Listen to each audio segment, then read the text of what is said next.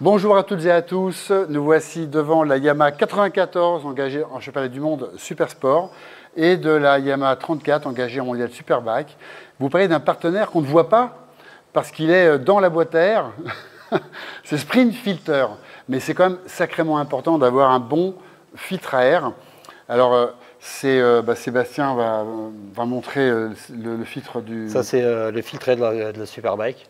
Voilà, et c'est une pièce vraiment très importante aussi pour la performance moteur. Et celle-ci, qui est différentes formes, avec les mêmes matériaux, mais pour le super sport.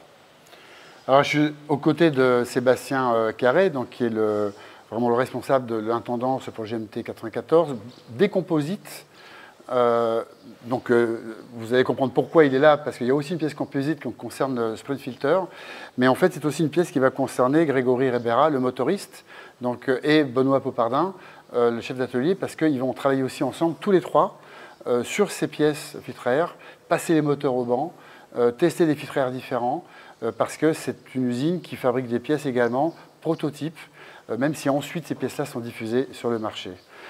Mais une pièce également qui est extrêmement importante, qui a été réalisée exprès pour le GMT 94, de manière vraiment extrêmement précise. C'est une manche à air, réalisée également par le fabricant de filtres à air, Sprint Filter. Sébastien peut nous expliquer parce que c'est au GMT 94 le spécialiste des composites. Donc voilà, cette manche à air a été développée par Sprint Filter en soufflerie.